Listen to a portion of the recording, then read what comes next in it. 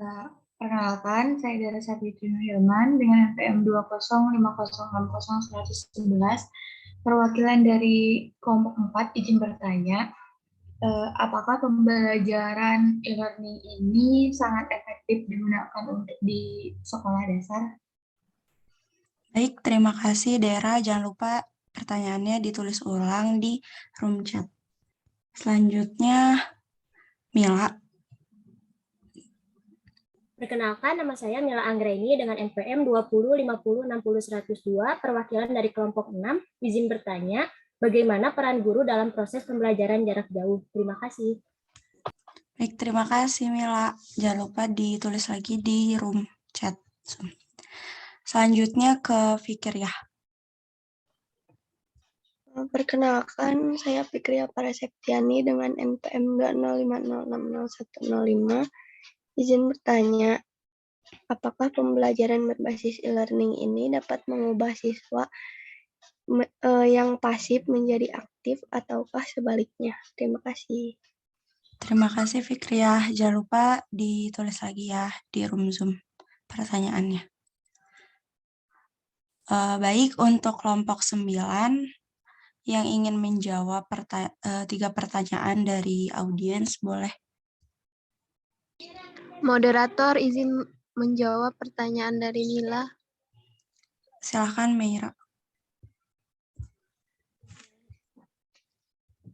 Baik, pertanyaannya bagaimana peran guru dalam proses pembelajaran jarak jauh? Jadi, guru sebagai pengelola kelas jarak jauh memiliki peran dalam merencanakan, mempersiapkan, melaksanakan, dan mengevaluasi proses pembelajaran jarak jauh. Peserta didik dapat mempelajari bahan belajar yang diberikan dengan mengunduh, mengerjakan, dan membuat tugas. Melakukan diskusi dengan topik yang diberikan. Mungkin cukup jawaban dari saya kembalikan kepada moderator.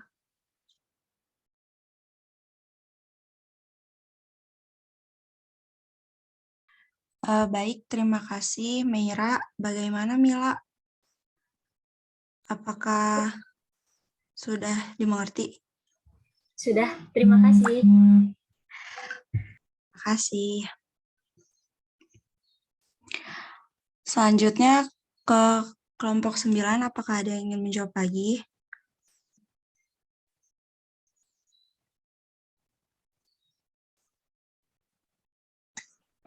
Moderator, izin menjawab pertanyaan Karas. Silahkan Wahyuni. Tadi pertanyaannya, apakah pembelajaran berbasis e-learning mengubah siswa yang asalnya? Sebentar. Apakah pembelajaran berbasis e-learning dapat mengubah siswa yang pasif menjadi aktif ataukah sebaliknya?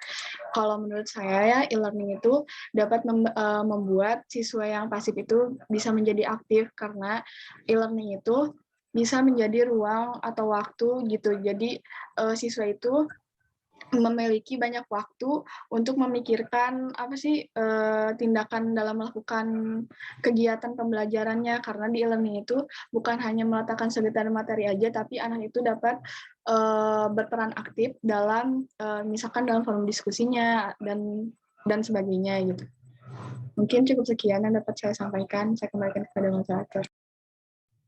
Baik, terima kasih kepada Wahyuni. Bagaimana Fikriah? Apakah sudah cukup? Sudah cukup, terima kasih. Untuk pertanyaan dari Dera, saya sendiri yang akan menjawab. Pertanyaannya,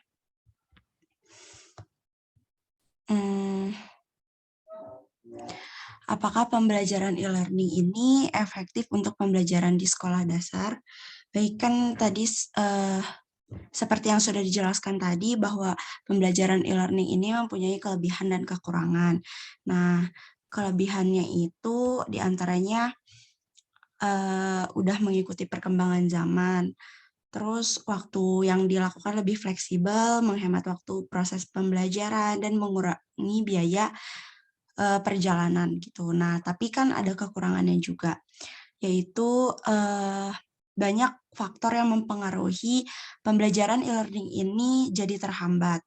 Buktinya banyak siswa-siswa SD ataupun orang tua murid yang di rumah yang kesulitan mengakses e-learning ataupun ketika melaksanakan pembelajaran e-learning ini mengalami kehambatan dari sinyal. Begitu juga ketika para siswa harus mengeluarkan biaya untuk membeli kuota. Jadi menurut saya kalau untuk di SD, pembelajaran e-learning ini masih kurang efektif karena minimnya pengetahuan orang tua untuk membimbing anak-anaknya memakai e-learning dan juga banyaknya keterhambatan dari sinyal ataupun mereka mengerti gitu mengenai iptek ini yang masih butuh adaptasi. Nah, mungkin cukup sekian dari saya. Bagaimana, Dera? Untuk jawabannya dimengerti, tapi kan kadang ada ya beberapa banyak malah sekolah swasta yang fasilitasnya juga terpenuhi gitu. Terus juga kadang malah teknologinya lebih maju daripada sekolah negeri. Mungkin boleh nggak sedikit gitu, kenapa sih ada perbedaan itu? Mungkin kalau menurut saya, izin menjawab ya, kalau menurut saya kenapa gitu adanya perbedaan di sekolah swasta sama sekolah negeri. Bisa terlihat gitu dari awal masuk juga swasta itu mempunyai fasilitas terus mempunyai standarisasi gitu. Biaya yang dikeluarkan oleh orang tua swasta yang menyekolahkan anaknya di swasta di negeri pun berbeda. Kalau negeri kan pakai biaya pemerintah ya, jadi mungkin kenapa kurang internet dan sebagainya atau fasilitasnya karena biaya pemerintahnya tuh harus dibagi rata ke seluruh SD gitu. Sedangkan kan kalau misalkan swasta itu dari yayasan, nah itu juga kan dari orang tua, dari yayasan, jadi cukup untuk sekolah itu aja, jadi fasilitasnya bisa terpenuhi. Mungkin segitu. Dari teman-teman ada yang mau nambahin, boleh.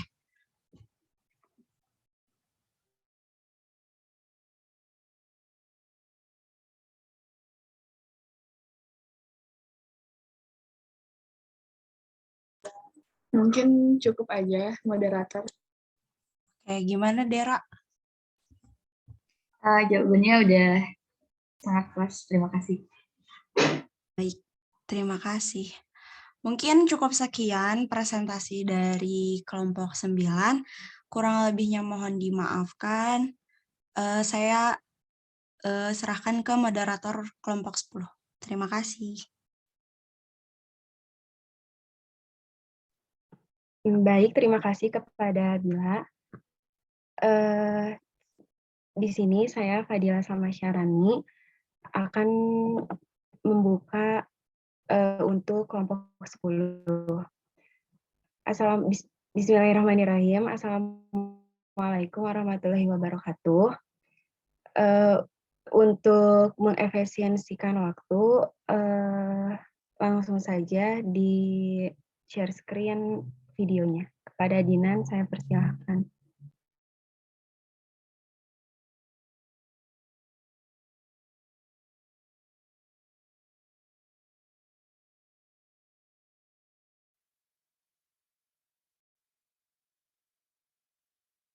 Bapak dosen, yang terhormat kepada Bapak Muh Nur Hadi, SPD MPD, selaku dosen pengampu model pembelajaran.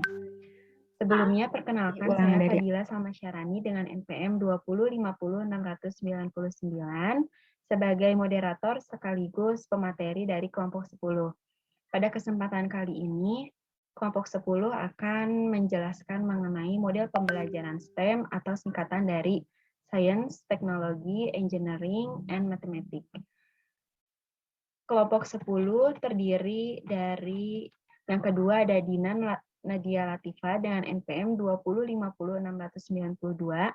Yang ketiga ada Fadila Samasyarani dengan NPM 2050699. Dan yang terakhir ada Nova Septiani dengan NPM 205060120. Untuk materi pertama akan dijelaskan oleh saya mengenai pengertian model pembelajaran STEM. STEM itu merupakan singkatan dari Science, Technology, Engineering, and Mathematics. di mana beberapa kalangan ada yang menambahkan dengan disiplin seni atau art ke dalamnya sehingga singkatannya menjadi STEAM.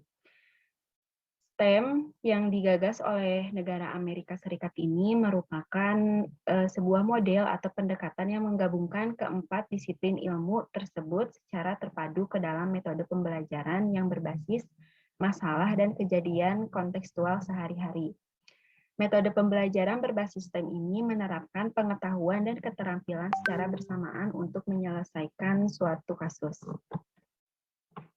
Selanjutnya ada definisi aspek dari STEM. Yang pertama ada sains, merupakan sebuah pengetahuan kepada peserta didik mengenai hukum-hukum dan konsep-konsep yang berlaku di alam. Yang kedua ada teknologi, merupakan keterampilan atau sebuah sistem yang digunakan dalam mengatur masyarakat, organisasi, pengetahuan, atau mendesain serta menggunakan sebuah alat buatan yang dapat memudahkan pekerjaan, seperti komputer, handphone, dan lain sebagainya. Yang ketiga ada teknik, adalah pengetahuan untuk mengoperasikan atau mendesain sebuah prosedur untuk menyelesaikan sebuah masalah. Dan yang terakhir ada matematika, yang merupakan ilmu yang menghubungkan antara besaran, angka, dan ruang yang hanya membutuhkan argumen logis tanpa atau disertai dengan bukti yang empiris. Sekian yang dapat saya sampaikan mengenai pengertian STEM dan definisi aspek STEM. Selanjutnya akan dijelaskan oleh pemateri kedua, yaitu Dinan. Kepada Dinan saya persilahkan.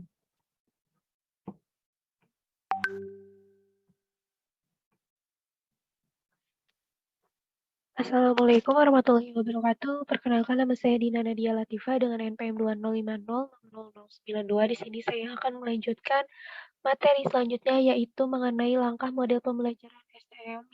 Nah, di sini terdapat 8 langkah-langkah model pembelajaran STM. Yang pertama, mengajukan pertanyaan dan mendefinisikan masalah atau asking question and defining problems. Tahap pertama, peserta didik dimotivasi untuk melakukan suatu pengamatan terhadap berbagai fenomena atau isi yang terjadi, kemudian menemukan pertanyaan dari suatu fenomena tersebut, dan peserta didik dimotivasi untuk mampu memecahkan masalah yang ada dan mencoba mengklarifikasinya. Yang kedua, mengembangkan dan menggunakan model atau developing async models. Tahap kedua, setelah melakukan suatu pengamatan dan memperoleh suatu informasi berbagai fenomena yang berkaitan dengan sains, seterusnya peserta didik akan melaksanakan langkah ke tahap mengembangkan dan menggunakan model atau contoh. Di mana langkah ini peserta didik diminta mampu melihat melalui model maupun simulasi untuk membantu mengembangkan informasi yang sedang diamati. Untuk yang ketiga, merencanakan dan melaksanakan penyelidikan atau planning and carrying out investigation. Yang tahap ketiga, peserta didik diminta untuk merencanakan dan melakukan penyelidikan ilmiah untuk memperoleh data. Yang keempat, ada menganalisis dan menafsirkan data atau analyzing and interpreting data. Tahap keempat, peserta didik melakukan penyelidikan ilmiah dan memperoleh data. Selanjutnya, data yang diperoleh dianalisis, kemudian menafsirkan data yang diperoleh. Yang kelima, menggunakan matematika dan komputasi atau async mathematics and computational thinking. Yang kelima ini, tahap kelima, peserta didik menggunakan cara berpikir matematika dan pemikiran komputasi untuk membangun simulasi dan menganalisis data. Untuk yang keenam, membangun penjelasan dan merancang solusi atau constructing explanations and designing solutions. Yang keenam, tahap keenam ini peserta didik mampu membangun penjelasan terkait kegiatan pembelajaran yang sedang dipelajari, kemudian mampu merancang solusi baru untuk masalah yang ditemukan di dalam pembelajaran.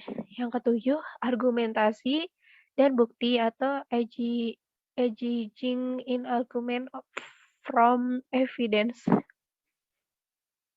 Tahap ketujuh, peserta didik terlibat dalam argumentasi untuk mengklarifikasikan konsep pembelajaran yang ada, kemudian solusi terbaik suatu masalah, kemudian diperkuat dengan bukti data yang kuat untuk mempertahankan suatu kesimpulan.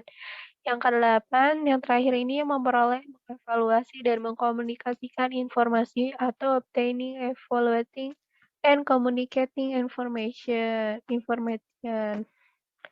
Nah, tahap terakhir, peserta didik memperoleh suatu informasi dari pembelajaran yang telah dilakukan, kemudian mengevaluasi dan mampu mengkomunikasikan dari hasil temuan yang telah dilakukan, serta dapat menarik kesimpulan. Selanjutnya ada implementasi STEM pada pembelajaran. Pertama ini ada implementasi pembelajaran berbasis proyek. Pembelajaran berbasis proyek melibatkan siswa yang menyelidiki masalah, pertanyaan, atau tantangan tertentu untuk jangka waktu yang lama. Ini seringkali dalam bentuk tantangan desain. Fitur utama termasuk siswa yang terlibat dengan masalah otentik, di mana siswa dapat membuat koneksi ke konteks dunia nyata dan menerapkan konsep yang mereka pelajari. Ada keuntungan dan kerugian dari pendekatan berbasis proyek. Untuk yang selanjutnya, yang kedua ini ada implementasi STEM dalam pembelajaran berbasis inquiry. Pendekatan berbasis inquiry ini memicu siswa untuk mengajukan masalah, gagasan, atau pertanyaan untuk diselidiki, serta menyajikan dengan sebuah kegiatan untuk diselesaikan. Hal ini dapat meningkatkan minat mahasiswa atau siswa dalam melakukan penyelidikan dan pembelajaran. Pertanyaan dan kreativitas adalah kunci dari pendekatan ini. Dan hal terpenting adalah kegiatan praktik langsung. Mungkin cukup sekian yang dapat saya sampaikan. Maaf bila ada kekurangan dan kesalahan. Saya kembalikan kepada moderator.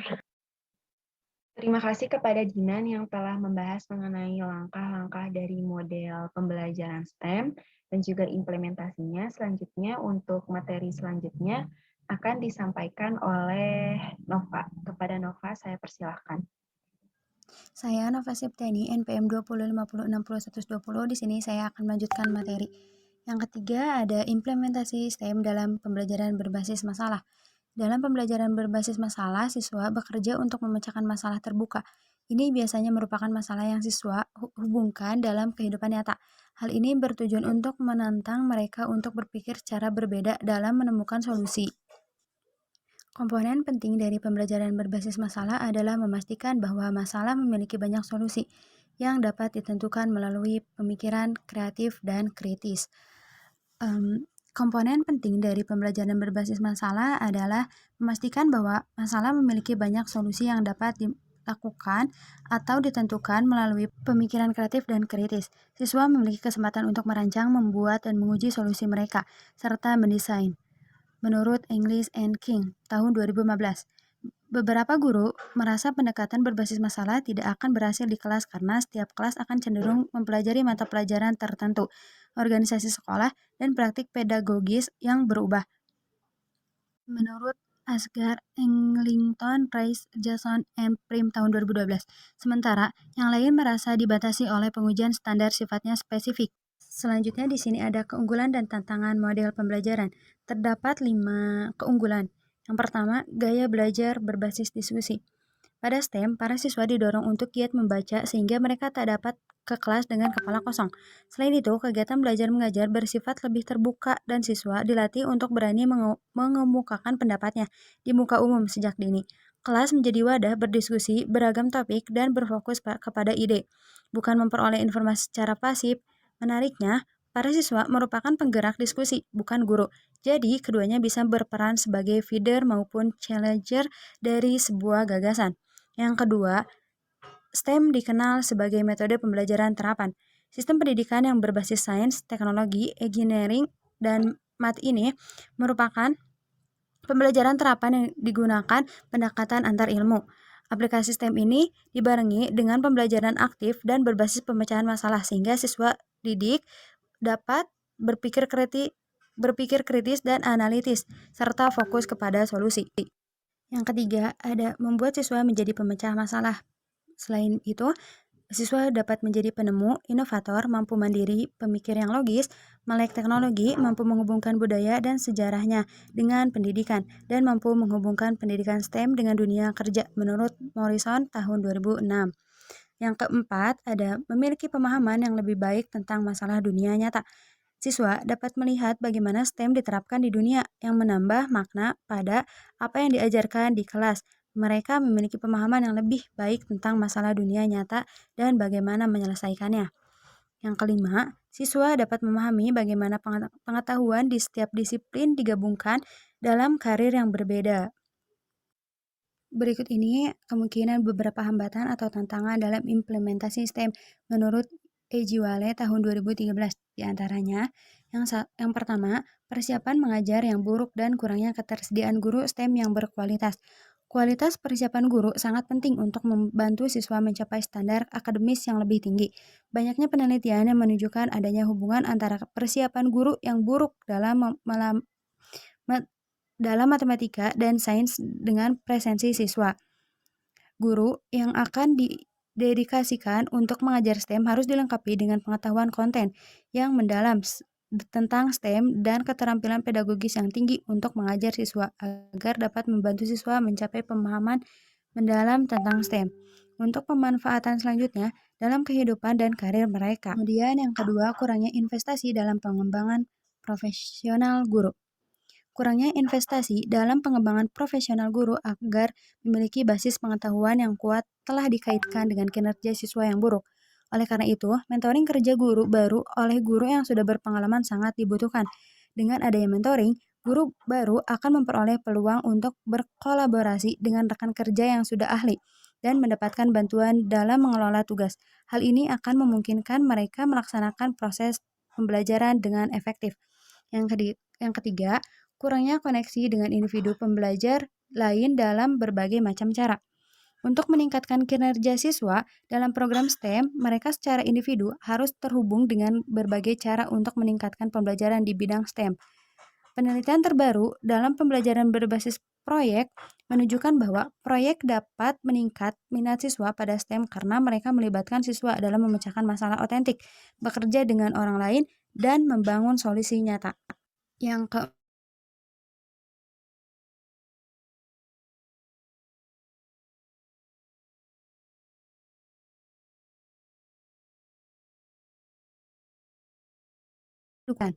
penting untuk memastikan bahwa kepala sekolah memiliki pengetahuan tentang pendidikan STEM, sehingga mampu menumbuhkan pengalaman belajar dan pengalaman STEM yang kaya di sekolah mereka. Yang kelima, persiapan bahan ajar yang kurang. Mempersiapkan bahan ajar adalah proses di mana garis besar arah belajar yang tidak jelas diubah menjadi arah belajar yang sudah jelas dalam bentuk lembar panduan, bahan ajar, instrumen tes, dan petunjuk instruksional. Semua bahan ajar baru harus memberikan pedoman yang jelas untuk semua beban kerja dan kegiatan kelas yang akan dilakukan.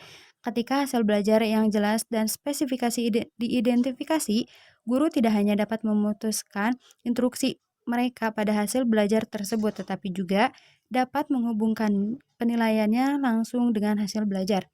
Yang keenam, buruknya kondisi fasilitas laboratorium dan media pembelajaran. Hasil penelitian 5 tahun yang dilakukan oleh University of Wisconsin menegaskan bahwa ruang kelas adalah area terpenting di sekolah tempat siswa menghabiskan sebagian besar waktunya.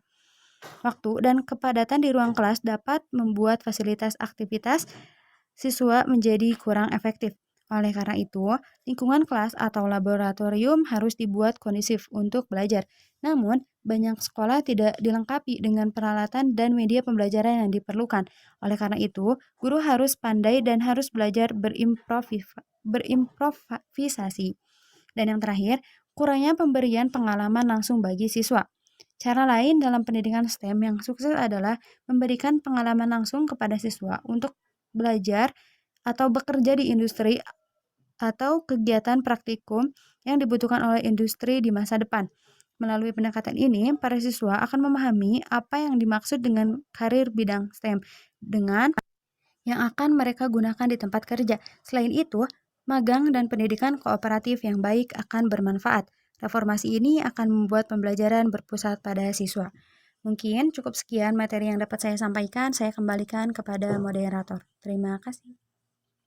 Baik, terima kasih kepada Nova Septiani yang telah memberikan materinya mengenai keunggulan serta tantangan pembelajaran STEM. STEM atau biasa disingkat Sains, Teknologi, Engineering, merupakan pendekatan yang mengembangkan keempat disiplin ilmu secara terpadu ke dalam metode pembelajaran berbasis masalah dan kejadian kontekstual sehari-hari untuk menyelesaikan suatu kasus. Terdapat 8 langkah dalam melakukan model pembelajaran STEM ini.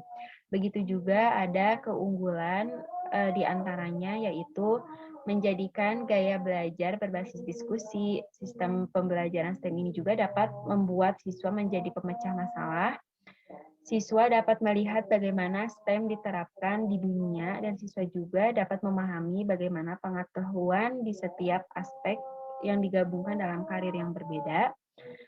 Untuk hambatannya juga diantaranya yaitu persiapan mengajar yang buruk dan kurangnya ketersediaan guru STEM yang berkualitas, kurangnya investasi di dalam pengembangan profesional guru, kurangnya koneksi individu dengan individu lain, lalu juga ada kurangnya dukungan dari sekolah, persiapan bahan ajar yang kurang, buruknya kondisi fasilitas laboratorium dan media pembelajaran, dan kurangnya pemberian pengalaman langsung bagi siswa. Sekian yang dapat kelompok 10 sampaikan mengenai model pembelajaran STEM. Untuk teman-teman, apabila ada yang ingin ditanyakan, dipersilahkan untuk bertanya. Mohon maaf apabila banyak kesalahan. Sekian yang dapat kami sampaikan. Terima kasih. Wassalamualaikum warahmatullahi wabarakatuh.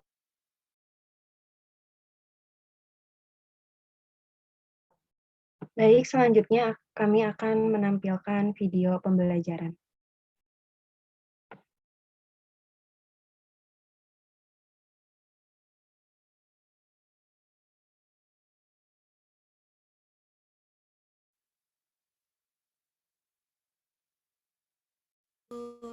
Selamat pagi teman-teman semua, anak-anak yang ibu sangat cintai dan sayangi. Bagaimana kabarnya pada hari ini? Alhamdulillah pada sehat semua ya. Nah, sebelum memulai pembelajaran, alangkah baiknya kita berdoa terlebih dahulu menurut kepercayaannya masing-masing. Berdoa dimulai. Berdoa dicukupkan. Nah, gimana nih? Udah pada semangat? Sebelum memulai pembelajaran, Ibu lihat dulu ya siapa yang gak hadir. Sepertinya pada hadir semua ya. Nah, ayo kita kembali ke minggu kemarin. Kita pembelajaran apa ya pada minggu kemarin? Ada yang ingat? Betul banget Safa, jadi minggu kemarin kita mempelajari tentang pengertian magnet. Nah, hari ini kita akan belajar sifat-sifat magnet dan pengaplikasiannya pada kehidupan sehari-hari. Sebelum Ibu jelaskan sifat-sifat magnet, di sini di rumahnya ada yang punya kulkas gak di rumahnya? Betul, pasti pada punya semua ya. Ada yang tahu nggak nih bagaimana cara membuka dan menutup pintu kulkas? Ayo, ada yang tahu nggak bagaimana caranya? Betul banget Andi, jadi pintu kulkas itu didorong dan ditutup. Iya. Nah, ada yang tahu nggak kenapa bisa tertutup dan terbuka seperti itu? Ada apa? Halo, jadi Ibu akan melakukan sebuah percobaan. Di sini ada 2 buah magnet, lalu ada termos yang terbuat dari besi, lalu ada jeruk, lalu ada penitik, lalu ada benda bulat seperti ini. Untuk selanjutnya, Ibu akan melakukan percobaan yang pertama, yaitu menempelkan penitik dengan magnet.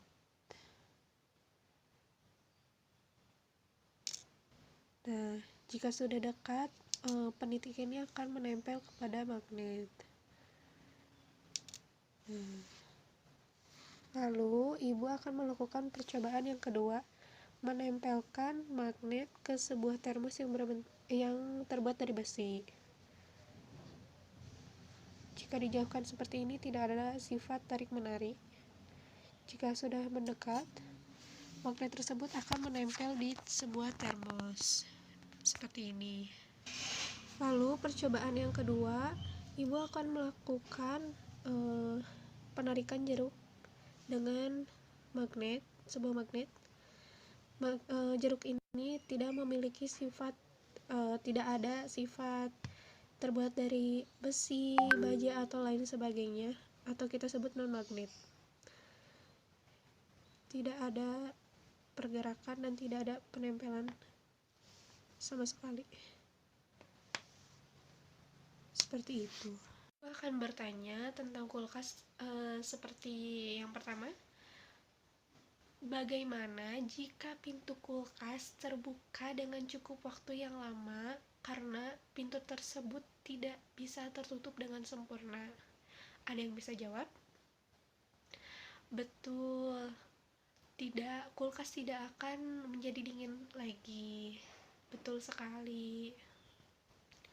Nah, jika tidak dingin, kulkas tersebut akan rusak ya pendinginnya. Seperti itu, betul sekali. Jadi kulkas tersebut akan rusak. Nah, jadi perlu ada sifat yang menempelkan tersebut. Seperti yang kita tahu, kulkas ada di sebuah pintunya ada magnetnya. Nah, perlu sekali magnet tersebut. Jikalau tidak, kulkas tersebut akan rusak ya. Nah, seperti itu. Nah, jadi pada hari ini kita sudah di ujung pembelajaran. Sebelum kita pulang, kita akan mereview pembelajaran pada hari ini. Ayo, ada yang bisa? Yang pertama, sifat magnet. Ayo, ada yang bisa nggak? Sifat magnet ada berapa? Betul banget, Safa. Jadi sifat magnet ada 3. Yang pertama, gaya magnet dapat menarik benda tertentu. Misalnya seperti besi, terus ada nikel, baja, yang lain sebagainya. Lalu kedua, jarak mempengaruhi tarik-menarik sifat magnet. Gaya magnet dapat menembus benda non-magnet. Seperti pengaplikasiannya, seperti yang tadi Ibu contohkan, seperti jeruk tidak bisa ditarik oleh magnet karena jeruk benda non-magnet. Lalu ada termos dengan magnet. Magnet tersebut bisa menempelkan kepada termosnya? Iya, karena termos tersebut terbuat dari besi. Nah, mungkin cukup sekian pembelajaran pada hari ini. Sebelum kita pulang, alangkah baiknya kita berdoa terlebih dahulu. Mari berdoa, dimulai. Berdoa dicukupkan. Terima kasih pada pembelajaran pada hari ini. Terima kasih sudah hadir di ruangan ini.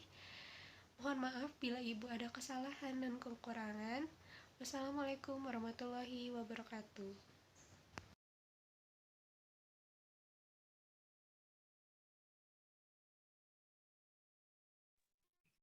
Itu tadi materi mengenai STEM. Sekarang saya akan membuka sesi pertanyaan, maksudnya tanya jawab. Kepada teman-teman yang ingin bertanya, saya persilahkan.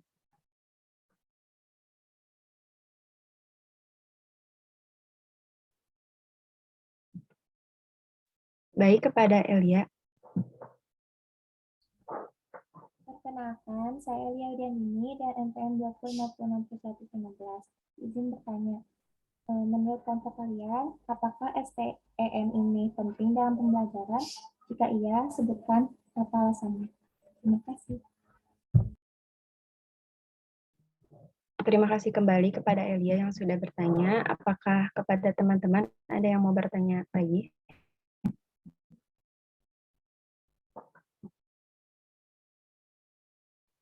Baik, sambil menunggu pertanyaan dari teman-teman, di sini kami mencoba menjawab pertanyaan Elia. Pertanyaannya, menurut kelompok kalian, apakah STEM ini penting dan berikan alasannya? Menurut saya penting karena kan STEM ini menyatukan keempat aspek gitu ya, ada sains, teknologi, engineering atau teknik, sama matematika gitu. Nah, sekarang kita kan ada di abad 21 ya, di mana teknologi itu sudah semakin maju gitu. Terus juga pembelajaran STEM ini itu memberikan banyak keunggulan yang sudah tadi disebutkan di PowerPoint. Nah, STEM juga bisa maksudnya kan kalau nanti gitu masa depan di saat anak-anak atau kita mencari pekerjaan kan pekerjaan itu sekarang lebih mencari pekerja yang memiliki keterampilan analitis, keterampilan ilmiah, keterampilan matematika, dan keterampilan teknis. Nah, keterampilan ini itu dibutuhkan saat di pekerjaan gitu. Jadi dengan kita menggunakan model pembelajaran STEM ini di kelas, kita akan melatih anak untuk memiliki keterampilan-keterampilan itu. Selain itu juga pembelajaran STEM ini memberikan keterampilan seperti problem solving atau pemecah masalah, terus juga memberikan kreativitas kepada anak, terus juga ada critical analysis atau analisis kritik, terus juga mengembangkan keterampilan teamwork, terus ada independent thinking atau pemikiran mandiri, juga mengembangkan inisiatif, komunikasi, dan juga literasi digitalnya. Nah, pekerjaan di masa depan ini membutuhkan keterampilan yang tadi saya sebutkan.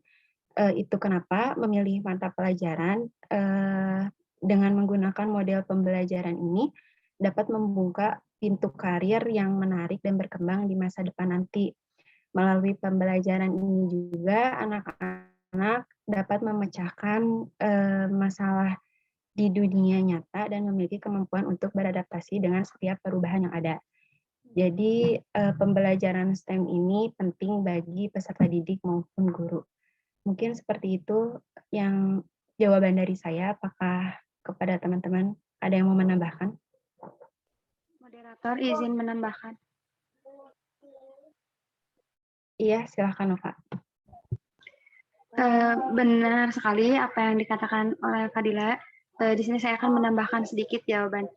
Jadi pembelajaran dengan menggunakan model STEM ini dapat berupaya memunculkan keterampilan dalam diri siswa. Misalnya kemampuan menyelesaikan persoalan dan kemampuan melakukan penyelidikan. Keterampilan ini penting untuk membantu meningkatkan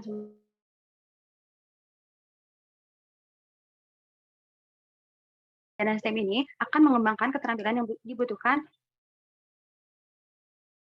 yang mengarah pada fleksibilitas pemikiran. Sekian penambahan dari saya. Baik, terima kasih kepada Nova yang sudah menambahkan. Apakah ada yang mau menambahkan kembali atau bertanya lagi? Jika tidak ada. Oh bentar. Bentar ya. Eli. Bentar, mau menambahkan apa bertanya? Mau bertanya. Oh, bertanya, bentar ya. Elia, apakah jawabannya cukup? Sudah cukup, terima kasih. Terima kasih kembali, Elia. Ya, Restu, saya persilahkan. Ya, terima kasih Bu Moderator. Perkenalkan saya Restu Nabilah dengan MPM 2050600088. Izin bertanya, bagaimana cara menerapkan pendekatan STEM ini pada saat pembelajaran online? Terima kasih. Terima kasih kembali, Restu. Di sini saya akan mencoba menjawab pertanyaan Restu. Oh iya, jangan lupa ditulis kembali ya pertanyaannya. Tadi itu pertanyaannya, bagaimana cara menerapkan STEM di pembelajaran online ya? Ya, pendekatan STEM. Contohnya mungkin seperti yang tadi Dinan tunjukkan gitu kan ya, mengenai pembelajaran magnet gitu. Kan kalau nggak magnet, misalnya apa ya, pembelajaran yang apa sih yang kecambah itu, yang pakai proyek yang kecambah terus nanti tumbuh toge itu kan ada ya. Nah, jadi guru tuh bisa memberitahukan seperti yang tadi Dinan lakukan di apa namanya, di video pembelajaran tadi dengan memberikan contoh seperti itu. Itu kan maksudnya udah masuk ke teknologi gitu. Di sini kita ngomongnya tentang kecambah ya. Jadi guru tuh ngasih tahu cara-caranya atau tutorial menumbuhkan melakukan proyek itu gitu, misalnya teh menyediakan terlebih dahulu cupnya, terus kapas, terus dikasih air, terus kecambah. Nah,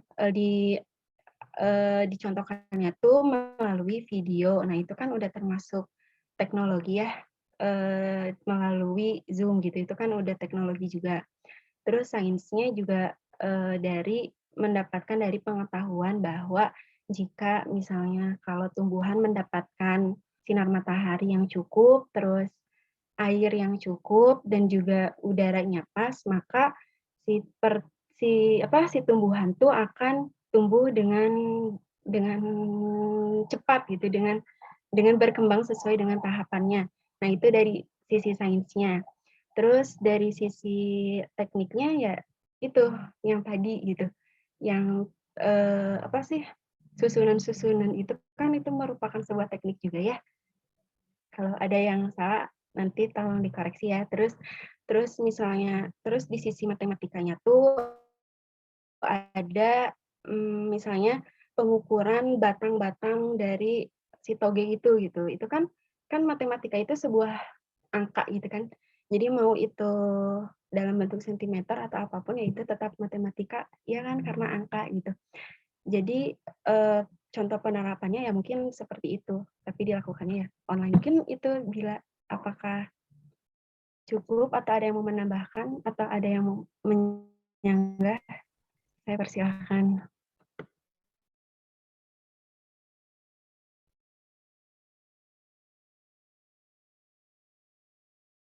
Bagaimana bila jawabannya apakah cukup? Sudah sangat jelas, terima kasih. Oke. Terima kasih juga Bila. Apakah ada yang mau bertanya kembali atau menambahkan atau menyanggah? Saya persilahkan.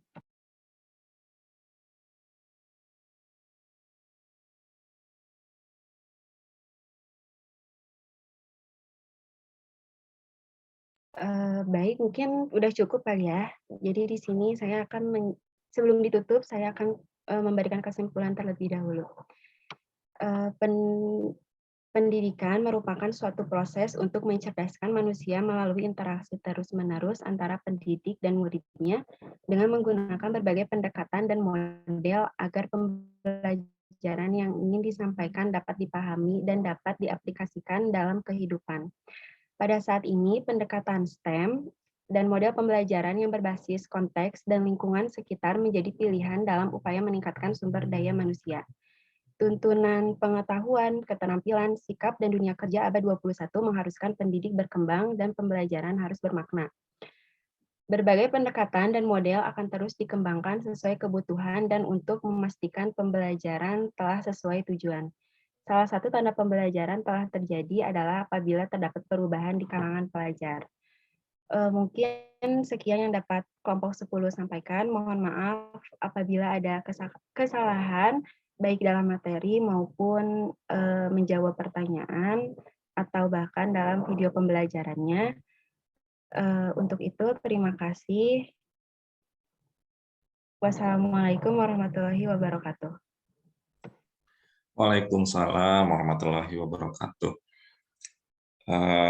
Baik, terakhir ya, kelompok terakhir ya tadi ya. Baik, terima kasih teman-teman ya. Kita sudah sampai pada akhir kegiatan perkuliahan ya. Nanti mudah-mudahan setelah ini Anda bisa mempersiapkan diri untuk menyelesaikan tugas-tugas baik itu mata kuliah ini ataupun saya pikir banyak juga yang harus dipersiapkan di minggu besok ya, karena minggu besok kayaknya sudah minggu tenang gitu ya. Jadi sekarang adalah pertemuan terakhir seperti itu. Baik, terima kasih banyak buat dua kelompok tadi yang sudah memaparkan materi dan juga teman-teman yang tadi sudah menanggapi, baik itu bertanya ataupun tadi ada jawaban dari kelompok yang bertugas berkenaan dengan materi yang disampaikan. Saya pikir sudah baik ya. Itu pun sudah diperdalam dengan pertanyaan tadi yang muncul. Hal yang perlu mungkin saya ulas mungkin sedikit ya, penambahan berkenaan dengan materi ini, yaitu tentang kemandirian siswa ya.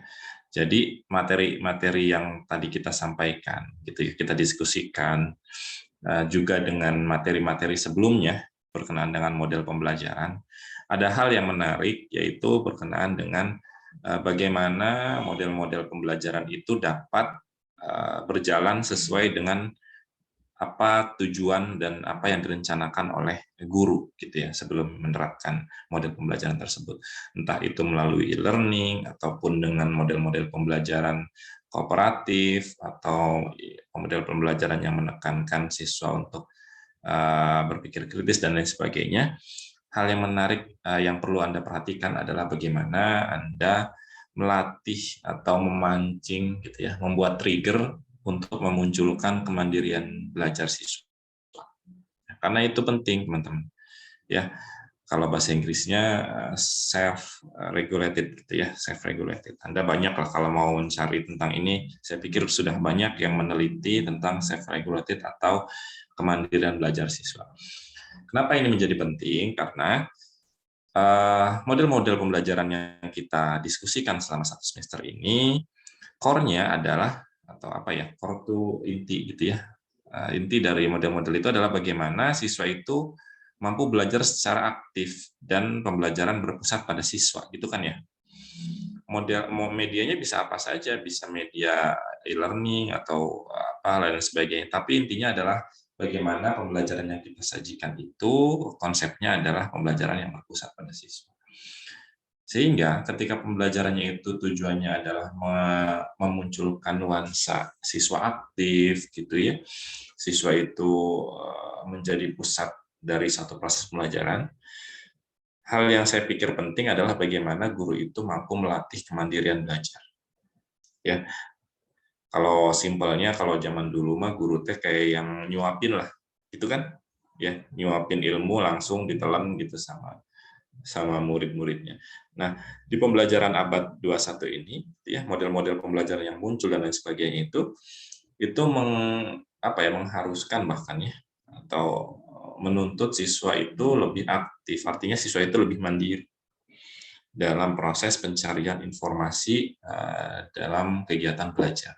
Ya, entah itu konsep materi atau lain sebagainya, atau mengerjakan soal-soal dan lain sebagainya. Sehingga self-regulated ini, kemandirian belajar ini menjadi hal yang penting. Gitu. Ya, tentu banyak indikatornya. Ya, misalkan siswa ketika diberi tugas, bagaimana responnya, antusiaskah, gitu ya, atau ketika belajar di kelompok, apakah aktif atau tidak, itu salah satu hal yang bisa dilihat untuk menilai bagaimana kemandirian belajar siswa. Ya, nah harapannya ketika kemandirian belajar siswa ini sudah muncul, maka pembelajaran bisa lebih mudah kita set untuk pembelajaran yang berpusat pada siswa. Ya, tentu kan Anda coba bisa bayangkan bagaimana Anda men-set suatu pembelajaran, tapi kemandirian dari siswanya itu masih katakanlah masih kurang. Ya, itu tentu perlu proses dan saya pikir butuh tahapan-tahapan gitu untuk mencapai pembelajaran yang memang benar-benar diharapkan. Misalkan PBL gitu ya, PBL yang sesungguhnya kan siswa diberi masalah saja kan, siswa diberi masalah, lalu dari masalah yang ada di kehidupan sehari-hari itu siswa berdiskusi ya dengan temannya, terus juga mereka menyimpulkan satu konsep, Anda bisa bayangkan kalau PBL ini diberikan pada kelompok siswa yang memang kemandirian belajarnya belum begitu baik. Tentu tujuan dari apa yang dinamakan PBL itu akan belum sepenuhnya terlihat gitu. Ya, perlu proses ke sana. Begitupun dengan pembelajaran e-learning yang tadi disampaikan, STEM gitu ya. Itu kan sangat kental kaitannya dengan kemandirian. Ya. Anda sekarang menggunakan e-learning daring gitu ya. Kalau Anda sudah mempunyai kemandirian belajar atau self-regulated atau keinginan untuk belajar yang tinggi yang muncul dalam dirinya gitu. Itu akan dengan mudah mengerjakan atau menggunakan platform e-learning ini. Ya. Dalam artian dengan mudah adalah Anda memang benar-benar optimal gitu ketika menggunakan platform ini.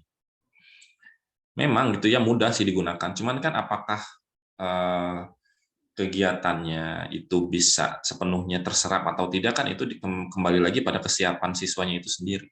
Kalau cuman buka Zoom aja kayak saya pikir semua sudah bisa. Tapi apakah apa yang disajikan melalui Zoom ini bisa terserap 100% atau 80% atau 50% atau bahkan 30-10% itu kan tergantung pada kesadaran diri bahwa dia sedang belajar gitu. Ya, dia sedang belajar. Sekarang kan mungkin banyak juga yang memang stay di Zoom tapi keterserapan pemahamannya ya beda-beda. Nah, itu salah satunya dipengaruhi oleh bagaimana dirinya menyadari bahwa dirinya itu akan melakukan satu proses pembelajaran gitu. Dan itu kaitannya dengan kemandirian belajar. Ya, jadi saya tidak perlu lagi kayak misalkan apa tadi ditanya satu-satu gitu. Itu Anda bisa berkaca sendiri kepada diri Anda, bagaimana keterserapan dari apa yang sudah disampaikan melalui platform e-learning ini gitu. Ya. Nah, apalagi Anda sudah mahasiswa ya, saya pikir kemandirian belajarnya harusnya sudah lebih baik gitu dibandingkan siswa-siswa di bawah Anda, misalkan SMA atau SMP bahkan siswa SD. Tadi disampaikan Pak, e-learning itu kurang efektif untuk siswa. Ya, memang ada plus minusnya lah ya. Jangankan siswa SD, Anda aja yang mahasiswa ada yang memang bisa mengambil hal baiknya, artinya ilmunya tetap dapat tapi Anda bisa sambil di rumah ada gitu kan ya. Ilmunya tetap Anda bisa dapat. Anda bisa dari YouTube, bisa dari diskusi Zoom seperti ini sinkronus atau bisa dari Google. Anda tetap bisa dapat itu. Tapi Anda juga bisa sambil mengerjakan hal lain. Itu kan orang-orang yang bisa mengambil sisi positifnya kan ya. Tapi ada juga yang mengeluhkan enakan di kelas. Nah, lebih paham, iya lebih paham, tapi Anda jadi tidak bisa mengerjakan hal lain, misalkan tidak fleksibel gitu. Waktu dan ruangnya, tempatnya gitu ya. Jadi memang ada beberapa kondisi orang-orang yang memang bisa memanfaatkan kondisi itu menjadi lebih baik, ada juga yang memang masih butuh proses gitu artinya ya. Masih butuh proses. Nah, untuk tahapan Anda saja kadang ada yang masih seperti itu. Anda bisa bayangkan ketika siswa SD itu yang tahap berpikirnya atau mentalnya belum matang, itu pasti akan ada hambatan. Ya, ada hambatan. Oleh karena itu butuh peran serta orang dewasa di dalam prosesnya.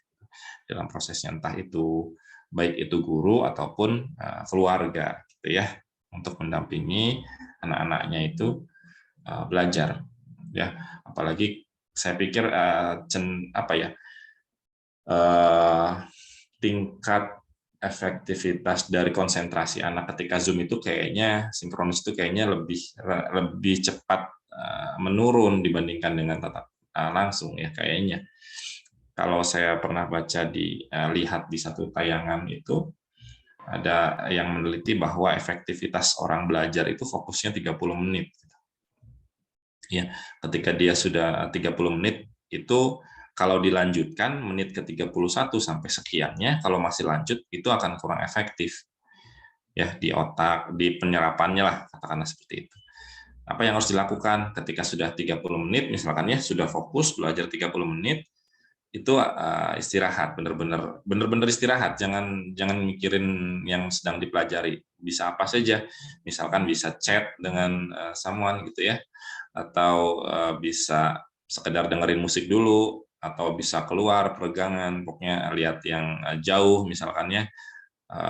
Maksudnya bukan tetangga, artinya ya pemandangan lah gitu ya. Terus apalagi, pokoknya hal-hal lain yang memang di luar dari kegiatan belajar itu yang bikin kita relax katakanlah, atau sekedar buat bikin kopi terus lihat-lihat Instagram itu boleh diperbolehkan 5 menit misalkan ya, 10 menit, 5 menit ya, efektif gitu. Setelah itu Anda bisa fokus lagi 30 menit lagi gitu ya. Saya pernah lihat seperti itu. Kalau dilanjutkan tanggung, 5 menitnya itu ada yang bilang tidak akan seefektif yang 30 menit pertama. Jadi sebaiknya seperti itu. Istirahat, lalu lanjut lagi. Nah, kayaknya untuk daring itu akan lebih cepat menurun konsentrasinya ya, banyak faktor. Ya, yang pertama mungkin kalau di kelas kan suasananya akan memang kita terset untuk belajar didukung oleh nuansa-nuansa kelas yang mendukung gitu. Ya. Tapi kalau di daring mungkin akan di laptop kan beda-beda ya. Artinya lingkungan ini siapa nih, Dera gitu ya, atau Elia, itu misalkan Elia lagi belajar tiba-tiba ada yang lewat gitu. Ini sama Mahna ya gitu ya. Itu kan kita mau nggak mau lagi belajar teh. Ya, pergi dulu gitu, tadinya lagi fokus kan. Jadinya ya hilang gitu si bondingnya ikatan antara dirinya dengan proses pembelajaran itu kan jadi terputus dulu gitu kan ya. Itu kalau di kelas kan bisa diantisipasi, misalkan ya handphonenya bisa di silent atau dinonaktifkan dulu, kita fokus selama misalkan belajar gitu. Kalau di rumah kan banyak hal yang memang itu di luar kendali kita gitu. Maksud saya gitu. Jadi kayaknya lebih tantangannya lebih gitu ketika daring. Nah, itu mungkin ya bagaimana Anda melatih kemandirian siswa ya, memperhatikan ketika ingin melihat efektivitas dari model-model pembelajaran yang diterapkan nanti di sekolah ya. Itu teman-teman ya. Terima kasih banyak. Mungkin tambahannya itu saja dari saya. Mohon maaf jika selama kegiatan perkuliahan ya. Gimana? Maaf Pak, potong Ya. pertanyaan. Sebelum izin bertanya, Pak, untuk absen itu belum muncul di e-learning, Pak? Absennya dari yang mana? Semuanya? Hari ini Pak belum ada timbul absennya. Oh, hari ini aja? Iya, Pak. Oh ya. Gimana? Kan sebelumnya saya cek rekap kehadiran di situ akademik, Pak. Nah, di rekap kehadiran itu pembelajaran model ini baru 0%. Sebentar. 0% Bapak, jadi kan kita tuh model pembelajaran kelas H, tapi di rekap nilai itu kelas C Bapak, jadi presentasinya 0. Rekap absen maksudnya kan? Iya Bapak, yang ini rekap presensi ya. Oke. Baik, nanti saya coba cek ke bagian DHMD ya, Pak Ali ya, yang ngerekap itu, learning, apa ngerekap absen. Kurang tahu Bapak. Ya, itu maksudnya saya nanti coba cek ke bagian DHMD-nya. Saya sih ya absensi kadang-kadang tidak ingin menghambat Anda terkait nilai karena absensinya kurang gitu. Misalkan nilainya jadi T gitu ya. Kalau misalkan Anda mengikuti ujian gitu ya, ikut perkuliahan, mudah-mudahan sih itu bisa terselesaikan nilainya gitu ya. Tidak karena absen. Nanti saya coba diskusi dengan Pak Ali. Ada hal-hal yang memang kayak misalkan memang loss banget anaknya nggak bisa ditolong, tapi misalkan ada beberapa hari gitu yang masih sekiranya masih bisa saya bantu ya, sesuai kebijakan ya saya bantu gitu ya untuk memenuhi minimal absensi. Itu ya, nanti dicek sama saya. Ya, baik. Oh iya Bapak, jadi kan teman kami gitu Bapak waktu cek waktu cek absensi itu ada yang absen 2 kali Bapak, jadi tidak hadir gitu Pak. Kalau nggak salah waktu itu tuh si waktu yang ditentukan tuh sudah melebihi Bapak, jadi kita tidak absen gitu Pak. Kalau nggak salah. Lewat itu absennya? Waktu jamnya pembelajaran itu. Iya Bapak, ya Bapak terlewat. Jadi waktu itu kan kalau tidak salah ngambil jam berapa gitu Pak. Jadi di jamnya itu belum ada absen. Nah, waktu kita cek kembali, ternyata absennya langsung otomatis tidak hadir gitu Pak. Berarti kalau gitu mah semuanya dong sekelas, nggak cuma 2 orang doang? Iya Bapak, satu kelas. Karena waktu itu kita menunggu absen, tapi waktu kita cek lagi, tiba-tiba langsung. Ya udah, pertemuan berapa itu? Ingat nggak? Semuanya? Kurang ingat Bapak. Nanti lah ya, yang kalau misalkan memang semuanya, kalau memang semuanya itu bermasalah seperti itu, artinya kan memang keterlambatan absen yang saya buat di e-learning, nanti itu bisa saya bisa saya manualkan saja, itu kan bisa sama saya. Itu ya. Nanti saya koordinasi dulu sama Pak Ali. Ya. Iya Bapak. Makasih banyak Bapak. Sebelumnya juga terima kasih Bapak atas pembelajaran di semester ini. Kami mengucapkan terima kasih Bapak atas ilmunya. Baik, terima kasih banyak teman-teman, Fadilah semuanya ya. Baik, sudah azan zuhur, silakan ditutup saja. Dari saya cukup. Assalamualaikum warahmatullahi wabarakatuh.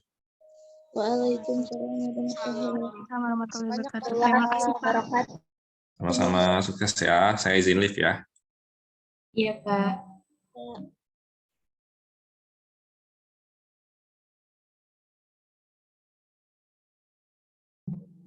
Bila awas keselak.